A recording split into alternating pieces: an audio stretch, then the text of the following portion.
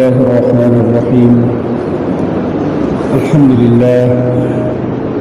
لله نحمده ونستعينه ونؤمن به ونتوكل عليه ونعوذ بالله من شرور أنفسنا ومن سيئات أعمالنا. من يهده الله فلا مضل له ومن يضلل فلا هادي له، ونشهد أن لا إله إلا الله ونشهد أن محمدا عبده ورسوله صلى الله تعالى عليه وعلى آله وصحبه وسلم تسليما كثيرا كثيرا.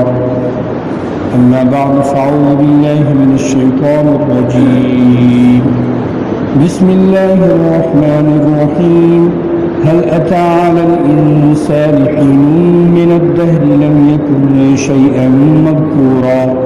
إنا خلقنا الإنسان من نطفة أمشاج نبتليه فجعلناه سميعا بصيرا. إنا هديناه السبيل إما شاكرا وإما كفورا.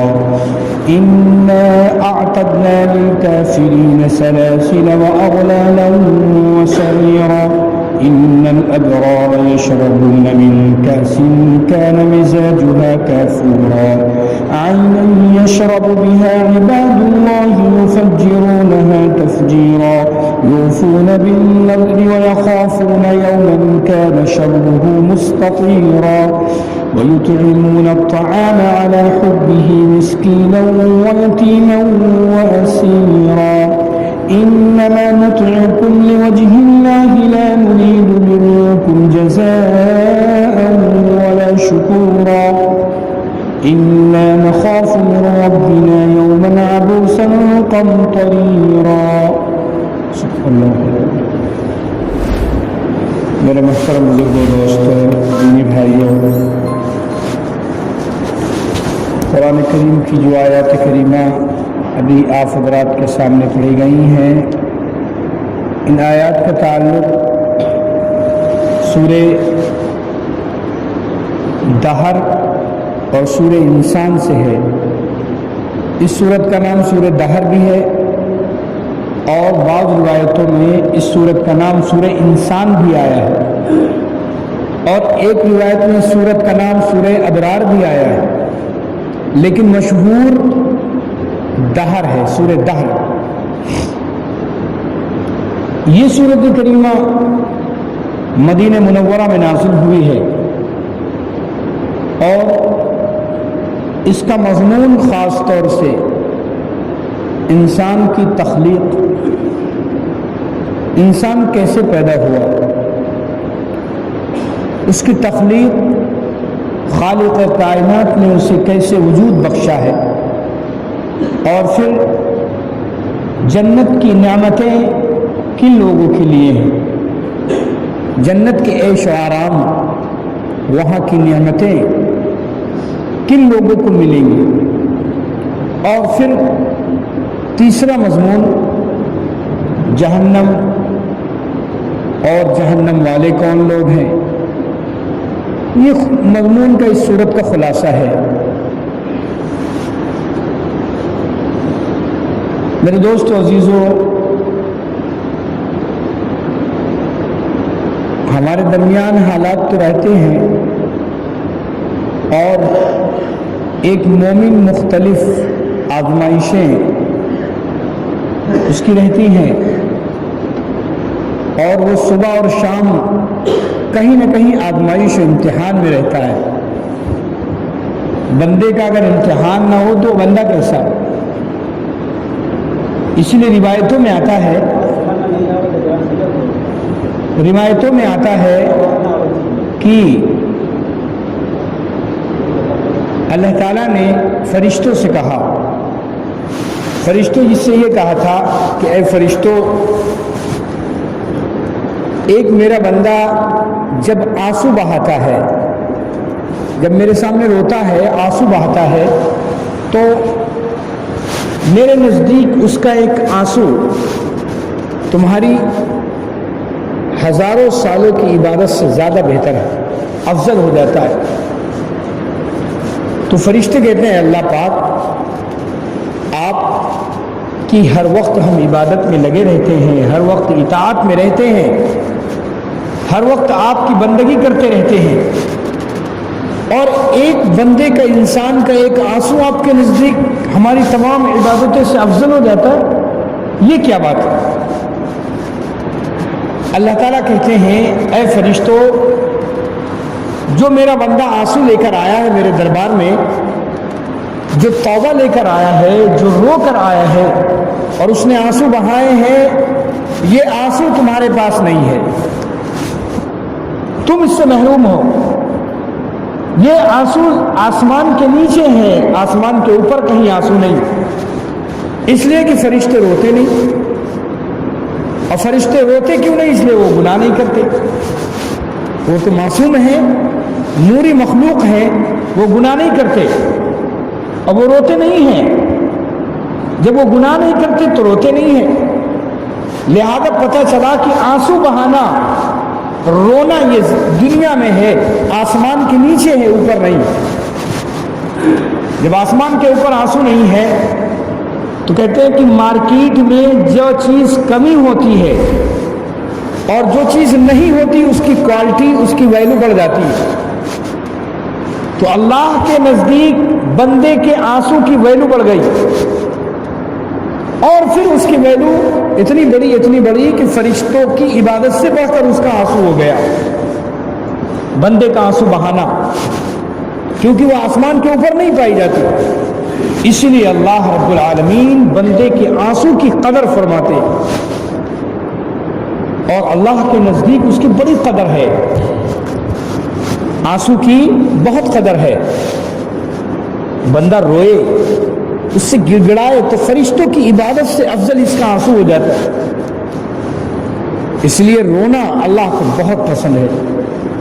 تو میرے دوستو عزیزو، انسان کی زندگی اگر عیش آرام ہی رہے تو پھر کیا زندگی؟ اصل امتحان ہے، آزمائش ہے، اور اس پر بندے کو جانچا جاتا ہے، پرکھا جاتا ہے۔ الذی خلق الموت والحیات لیبلوکم ایکم احسن عملا۔ اللہ تعالیٰ خود فرماتے ہیں کہ ہم نے موت و حیات کو اس لیے پیدا کیا کہ تاکہ تم دیکھیں تم میں سے کون اچھے اعمال کرتا، آزمائش کریں۔ لیبلوکم، آزمائش، امتحان۔ وَلَنَبْلُوَنَّكُمْ بِشَيْءٍ مِّنَ الْخَوْفِ، تو یہ آزمائش و امتحان بندے کی خاصیت ہے۔ اس لیے ہمیں بہت پریشان نہ ہونا چاہیے۔ اللہ تعالیٰ نے اس آیت کی، جو اس سورت کی شروعات جو کی ہے، وہ ہماری پیدائش سے کی ہے، اور اللہ تعالیٰ نے بالکل صاف اور واضح انداز میں، بالکل صاف اور واضح انداز میں فرمایا کہ هل اتى على الانسان حين من الدهر لم يكن شيئا مذكورا، کہ انسان پر کوئی ایک ایسا وقت، زمانہ نہیں آیا، کیا گزرا اس کے اوپر کوئی ایسا زمانہ نہیں ہے کہ وہ کوئی چیز نہیں تھا، کچھ نہیں تھا؟ تو یہ ایک سوال ہوا، اور اس کا جواب کیا؟ ہاں گزرا ہے، اے اللہ، اے رب العالمین، انسان کے اوپر ایک زمانہ ایسا گزرا ہے کہ لم یکن شیئا مذکورا، وہ کوئی چیز نہیں تھا اور پھر ہو گیا۔ اللہ تعالیٰ نے فوراً یاد دلایا، انا خلقنا الانسان من نطفۃ امشاج، ہم نے انسان کو پیدا کیا مخلوق نطفے سے، ملے ہوئے خلط ملط نطفے سے پیدا کیا۔ یہ اللہ نے واضح کیا یہاں۔ اللہ رب العالمین ان آیتوں سے یہ بتانا چاہتے ہیں بندوں، اے میرے بندو، تم بڑے ٹھاٹ سے رہتے ہو، بہت آرام سے رہتے ہو، کبھی کبھی سکون و اطمینان سے اپنی پیدائش پہ غور کر لیا کرو کہ تمہاری پیدائش کیسے ہوئے، تم کوئی چیز نہیں تھے۔ مثال دی ہے اس کے علماء نے کہ مثال کے طور پر ایک آدمی ہے، اس کی 71 سال عمر ہے، 60 سال عمر ہے، 61 سال عمر ہے، تو اپنی عمر جو اس کی ہے وہ سوچے کہ ہم آج سے، مثال کے طور پر 60 سال کی کسی کی عمر ہو گئی، تو وہ ذرا سوچے کہ ہم آج سے لے کر 61 سال پہلے اور 62 سال پہلے ہم کیا تھے، کہاں تھے؟ تو اس کا جواب یہ ہوگا جب وہ اپنے آپ سے سوال کرے گا، جواب یہ ہوگا کہ کوئی چیز نہیں تھے، کچھ نہیں تھے ہم 61 سال پہلے کچھ نہیں تھے۔ ظاہر ہے انسان 9 مہینے ماں کے پیٹ میں رہتا پھر دنیا میں آتا ہے، تو 60 سال جو ہوا تو یہ 9 مہینے پیٹ کے نکال دیجئے، 59 سال 3 مہینے، تو یہ 61 سال پہلے کچھ نہیں تھا، کہیں اس کا نام و نشان بھی نہیں تھا، کہیں اس کا وجود نہیں تھا۔ لم یکن شیئا مذکورا، کوئی چیز نہیں تھا۔ اس کے ماں باپ، اس کے دادا دادی، نانا نانی جانتے بھی نہیں تھے کہ کیا گھر میں کوئی ہوگا، کوئی نہیں جانتا تھا۔ یہ جب آیا تو 7 دن کے بعد تو اس کا نام رکھا گیا ہے، 7 دن کے بعد یہ محمد عالم ہوا ہے، ورنہ اس سے پہلے 1 سال پہلے کوئی چیز ہی نہیں تھا، اس کا وجود ہی نہیں تھا۔ اللہ نے اسی کو فرمایا هل اتى على الانسان حين من الدهر لم يكن شيئا مذكورا، وہ کوئی چیز نہیں تھا، جس کو کہتے ہیں ہس، نیست سے ہس کر دیا، نہیں تھا اور ہو گیا، اسی تو کہتے ہیں نیست سے ہست ہو گیا، نہیں تھا اور ہو گیا۔ اللہ نے فرمایا دیکھو غور کرو، تمہاری یہ حیثیت ہے کہ تم کچھ نہیں تھے اور تم ہو گئے۔ کس نے وجود بخشا، کس نے یہ تخلیق کی، کس نے یہ پیدائش تمہیں دی؟ اور پھر علماء نے لکھا ہے اللہ یہ فرما رہا ہے کہ ذرا اور غور کرو، اور غور کرو۔ کیسے؟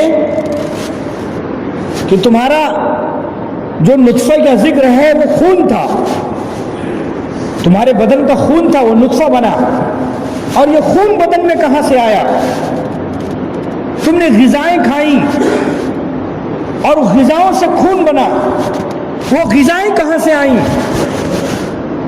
وہ دنیا کی مختلف ملکوں میں پھیلی ہوئی تھی، گویا کہ پوری دنیا میں پھیلی ہوئی تھی وہ غذائیں، وہ ذرات کے ذریعے، ریت کے ذریعے، مٹی کے ذریعے، چیزوں کے ذریعے، پانی کے ذریعے وہ آئیں، جمع ہوئی ایک جگہ، تم نے وہ غذا ہوئی، غذا ہو کے تم نے کھایا، خون بنا، اس کے بعد یہ گویا کہ انسان کی اس پیدائش میں پوری دنیا کا نظام شامل ہے۔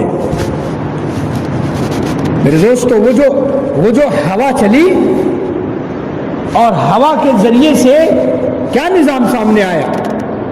ایک گیس ہوتی ہے، کاربن ڈائز ہوتی ہے، اگر وہ پتے، وہ درخت کے پتے اس کو نہ لیں تو وہ تو زہر پھیل جائے پوری دنیا میں اور تب دھماکہ ہو جائے۔ ایسی سی گیسیں دنیا میں ہیں، اگر اللہ سانس کے ذریعے یہ جو گیس ہے ہوا نہ چلائے تو کیا ہو نظام، سب درہم برہم ہو جائے۔ تو یہ سارے نظام کو بندہ استعمال کرتا ہے، اور زمین سے نکلنے والی، آسمان سے آنے والی، اس کے دائیں سے بائیں سے ہر طرف سے چیزیں آتی ہیں، اور اس کے بعد وہ اسی میں زندگی گزار کے وہ کھاتا پیتا ہے، اور پھر خون بنتا ہے، پھر جا کے وہ نطفہ بنتا ہے، پھر جا کے وہ ماں کے رحم میں آیا، اور پھر اللہ اس کے ذریعے انسان کو بنا دیتا ہے۔ اسی کو اللہ بتانا چاہتا ہے کہ میں نے تم کو، یعنی تمہاری پیدائش میں پوری دنیا کا نظام اور اس کے ذرات شامل ہیں، تم ایسے نہیں پیدا ہو گئے۔ اور یہ ان لوگوں پر چوٹ ہے، ان لوگوں پر رد ہے، رد، جو لوگ کہتے تھے کہ نہیں ایک مرتبہ پیدا ہو گئے اور اس کے بعد دنیا سے مر کے چلے گئے، کھپ گئے زمین میں ختم ہو گئے، اب دوبارہ پیدا نہیں ہونا ہے۔ دوبارہ کیسے پیدا ہوں گے؟ جب انسان ذرات میں، اس کی ہڈیاں، اس کا گوشت مٹی میں مل گئے تو دوبارہ کیسے پیدا ہوگا؟ اللہ اس سے بتانا چاہتا ہے کہ تمہاری تخلیق بھی تو اسی طرح ہوئی، تم ذرات ہی میں تو تھے پہلی مرتبہ۔ جب پہلی مرتبہ تمہیں ذرات سے لا لا کر، ہواؤں کے ذریعے اور زمین سے نکال، آسمان کے ذریعے لا لا کر تمہیں جمع کر دیا، تمہیں پیدا کر دیا، تو جو قادر و مطلق بادشاہ وہ رب العالمین جب پہلی مرتبہ پیدا کر سکتا ہے تو دوبارہ پیدا کرنا اس کے لیے کیا دشوار ہے؟ وہ کیا دشوار ہے اس کے لیے؟ وہ لوگ جو حساب و کتاب کا انکار کرتے ہیں کہ قیامت میں حساب کہاں ہوگا، ارے کھاؤ پیو موج اڑاؤ اور چلے جاؤ دنیا سے، حساب نہیں ہے، اللہ نے اس آیت کے ذریعے یہ ان کو باور کرایا اور بتایا کہ نہیں، هل اتى على الانسان حين من الدهر، انسان پر ایک وقت آتا ہے کہ کچھ نہیں تھا، وہ لم یکن شیئا مذکورا، کوئی چیز نہیں تھا۔ انا خلقنا الانسان، ہم نے انسان کو پیدا کیا، من نطفۃ، نطفے سے، امشاج مخلوط۔ علامہ ابن کثیر رحمۃ اللہ علیہ اور دوسرے روح المعانی میں علامہ آلوسی بغدادی